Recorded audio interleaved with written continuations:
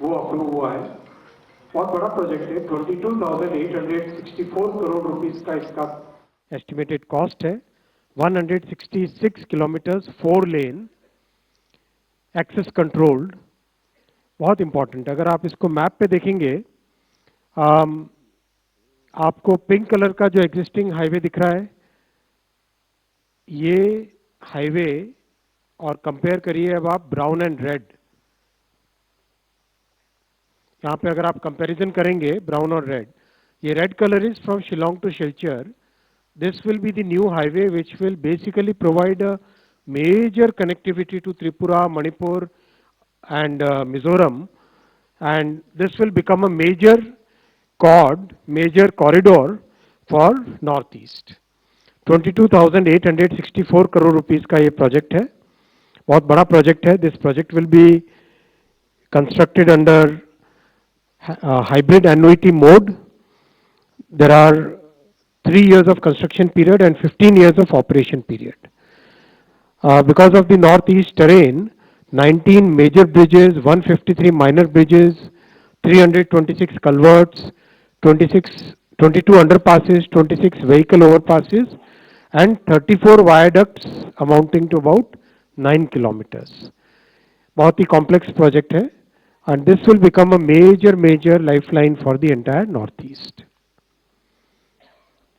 I'll come to the second decision. आप सब जानते हैं कि प्रधानमंत्री श्री नरेंद्र मोदी जी ने अपने कार्यकाल के आरंभ से ही किसानों के हित में बहुत फैसले लिए हैं, और जो ये ऐतिहासिक तीसरी टर्म है, इसमें तो मोदी जी ने एक के बाद एक किसानों के लाइवलीहुड को इम्प्रूव करने के लिए हर तरह के अच्छे फैसले लिए हैं. आज एक बड़ा फैसला हुआ है, शुगर केन सीजन 2025, इस सीजन के लिए fair and remunerative price sugar cane का डिसाइड किया गया है. आप सब जानते हैं कि this is the benchmark price below which sugar factories can not purchase. That means they have to purchase at this और above price. Actual calculation of FRP is done on the basis of variety of factors.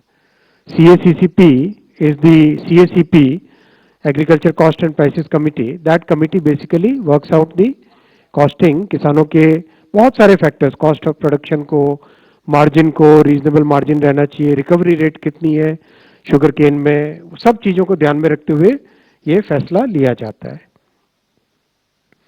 आज निर्णय लिया गया है कि fair and remunerative price sugar cane का रहेगा 355 rupees per quintal, और इसके ऊपर 0.1% पे एक एडजस्टमेंट है, और नीचे 0.1% होने पर एक रिकवरी अगर 10.25% से कम होती है तो उसका एक एडजस्टमेंट है. बहुत ही साइंटिफिक फॉर्मूला है. बेसिक तौर पे अगर आप देखें कि जो कॉस्ट है, all India weighted average cost of production of sugar cane, वो है 173 रुपीज पर क्विंटल. ऑलमोस्ट उसका डबल प्राइस डिसाइड किया गया है 355 रुपीज पे, 105% more than the cost. This is very important figure. 2023-24 इस पीरियड का जो एग्रीकल्चर, इस शुगर केन सीजन के जो कंप्लीट लेटेस्ट डेटा है, उसके हिसाब से शुगर केन फार्मर्स को 1,11,701 करोड़ रुपए शुगर केन के दाम के रूप में मिले हैं, जो कि एक बहुत अच्छा रेम्यूनरेटिव प्राइस माना जाता है. शुगर का प्रोडक्शन 320 लाख मेट्रिक टन और शुगर केन की crushing 3190 lakh metric ton. Overall youth और मिडिल क्लास के लिए इंफ्रास्ट्रक्चर, ट्रांसपोर्ट सेक्टर को इम्प्रूव करना और series of decisions for farmers welfare, ये सारे फैसले अब तक के ऐतिहासिक तीसरी टर्म में लिए गए हैं. मैं बहुत क्विकली इन दोनों सब्जेक्ट्स, एकदम लिमिटेड इन्हीं दोनों सब्जेक्ट्स पे अगर कोई क्वेश्चंस हो तो आप पूछें, केवल इन्हीं दोनों पे. 145. सर नमस्ते, इधर सुजीत ठाकुर दैनिक भास्कर से. सर आपको सर, देश जिस गन्ने लेफ्ट में होते थे, राइट में आ गए. सर मैं अभी मौसम ऐसा राइट में ही रहना पड़ेगा. देश जिस गन्ने के जूस का इंतजार कर रहा है उसके बारे में सर कुछ. चलिए. 22. सर, मैं लक्ष्मण CNBC आवाज से।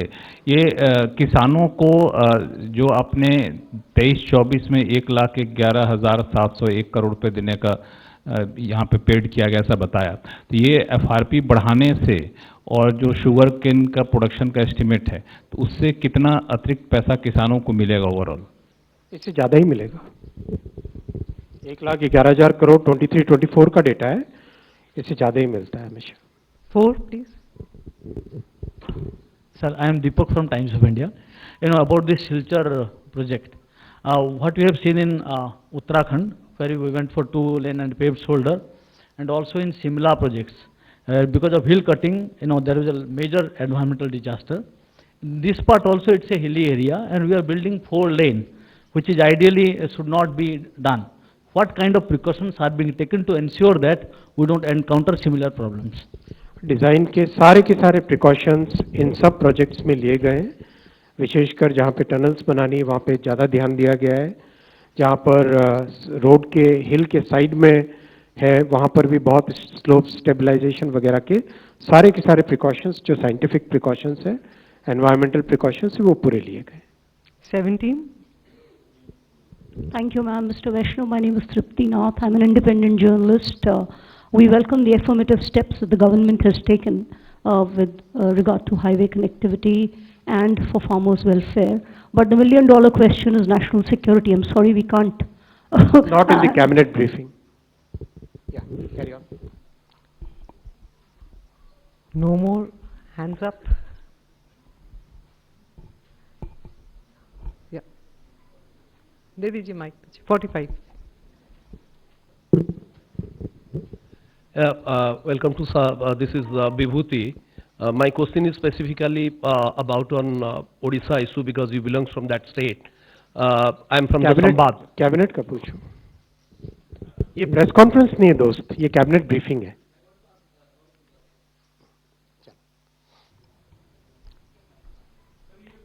हाँ। कंप्लीट हुआ? No. 9 number, please. So will you kindly enlighten us about some decision taken at the meeting of CCPA? Complete हुए आपके इन दोनों पॉइंट्स पे questions? All right, thank you friends. Thank you, friends. I also wanted to share with you one more decision.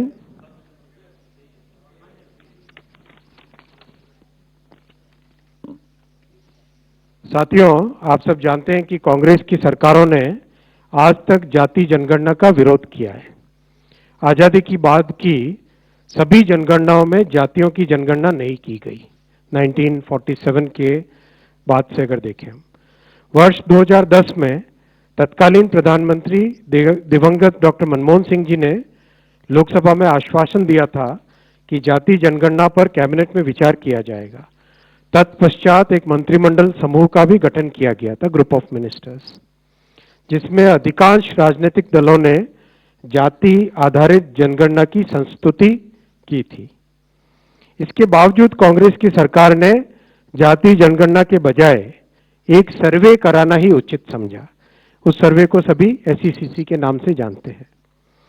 इस सब के बावजूद कांग्रेस और इंडी गठबंधन के दलों ने जाति जनगणना के विषय को केवल अपने राजनीतिक लाभ के लिए उपयोग किया।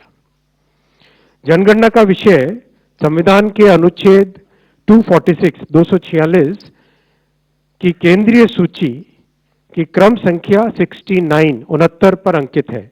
यह केंद्र का विषय है। हालांकि कई राज्यों ने सर्वे के माध्यम से जातियों की जनगणना की है। जहां कुछ राज्यों ने यह काम सुचारू रूप से संपन्न किया है, वहीं कुछ अन्य राज्यों ने राजनीतिक दृष्टि से और गैर पारदर्शी ढंग से सर्वे किया है। इस प्रकार के सर्वे से समाज में भ्रांति फैली है। इन सभी स्थितियों को ध्यान में रखते हुए और यह सुनिश्चित करते हुए कि हमारा सामाजिक ताना बाना राजनीति के दबाव में न आए, जातियों की गणना एक सर्वे के स्थान पर मूल जनगणना में ही सम्मिलित होनी चाहिए। इससे यह सुनिश्चित होगा कि समाज आर्थिक और सामाजिक दृष्टि से मजबूत होगा और देश की प्रगति भी निर्बाध चलती रहेगी। आज दिनांक 30/4/2025 के दिन प्रधानमंत्री श्री नरेंद्र मोदी जी के नेतृत्व में राजनीतिक विषयों की कैबिनेट समिति ने यह निर्णय लिया है कि जातियों की गणना को आने वाली जनगणना में सम्मिलित किया जाए। यह इस बात को दर्शाता है कि वर्तमान सरकार देश और समाज के सर्वांगीण हितों और मूल्यों के लिए प्रतिबद्ध है। जैसे कि पहले भी जब समाज के गरीब वर्गों को 10% आरक्षण का प्रावधान किया गया, तब भी समाज के किसी घटक में तनाव उत्पन्न नहीं हुआ था। Friends, I will read this statement in English. Congress governments have always opposed caste census. Caste was not included in all the census operations conducted since independence. In 2010, then Prime Minister late Dr. Manmohan Singh ji had assured the Lok Sabha that the matter of caste census should be considered in the cabinet. A group of ministers was formed to consider this subject. Most of the political parties had recommended caste census. Despite this, Congress government decided to conduct only a survey of caste instead of a caste census. That survey is known as SECC. It is well understood that Congress and its India alliance partners have used caste census only as a political tool.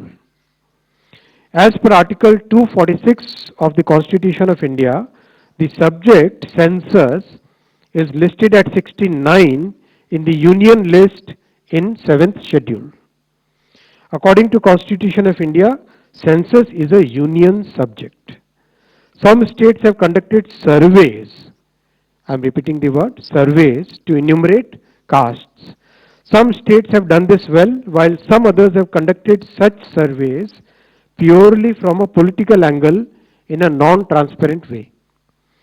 Such surveys have created doubts in the society. Considering all these facts and to ensure that a social fabric is not disturbed by politics, caste enumeration should be transparently included.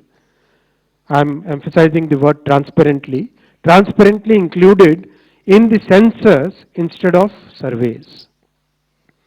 This will strengthen the social and economic structure of our society while the nation continues to progress.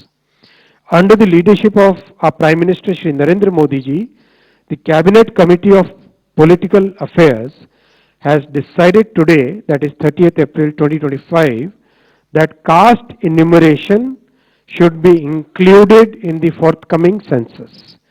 This demonstrates that a government is committed to the values and interests of a society and country.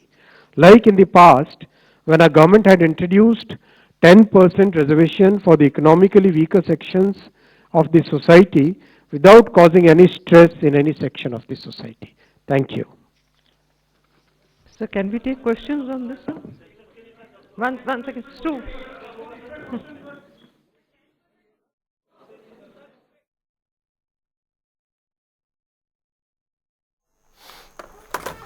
तो इस वक्त की सबसे बड़ी खबर आपको बता दें कि मोदी सरकार आने वाले समय में जाति जनगणना कराएगी। ये एक बेहद बड़ा फैसला किया गया है केंद्र सरकार की ओर से। आज कैबिनेट की बैठक में ये महत्वपूर्ण और बेहद ही बड़ा कदम भारत सरकार ने उठाया है। आने वाली जनगणना में जाति जनगणना को भी शामिल कराया जाएगा। ये इस वक्त की सबसे बड़ी और सबसे महत्वपूर्ण खबरों में से एक आपको बता दें। लगातार इस मुद्दे को लेकर पिछले कई सालों से सवाल जवाब होते रहे हैं, राजनीतिक तौर पर बयान सामने आते रहे हैं, लेकिन इस बीच ये बड़ी खबर सामने आई है। आज हुई केंद्रीय कैबिनेट की बैठक में जाति जनगणना कराए जाने को लेकर भी फैसला हुआ है। केंद्रीय मंत्री अश्विनी वैष्णव ने ब्रीफिंग के दौरान ये जानकारी दी है और ये भी बताया कि जो जाति जनगणना होगी वो पारदर्शिता के साथ होगी। इस मौके पर उन्होंने कांग्रेस पार्टी पर भी सवाल उठाए और कांग्रेस की सरकारों को लेकर भी उन्होंने सवाल उठाया कि पहले सिर्फ जनगणना हुई, जाति जनगणना नहीं हुई 1947 के बाद। इस दौरान उन्होंने 2011 की जनगणना का भी जिक्र किया। लेकिन इस बीच सबसे बड़ी और सबसे अहम खबर आपको बता दें, भारत सरकार ने फैसला किया है कि केंद्र सरकार जाति जनगणना कराएगी, कांग्रेस ने जाति जनगणना का विरोध किया है, ये केंद्रीय मंत्री अश्विनी वैष्णव कहते नजर आए। आने वाली जनगणना में जाति का जिक्र होगा, ये उन्होंने कहा है। इस वक्त की बड़ी खबर, अहम जानकारी।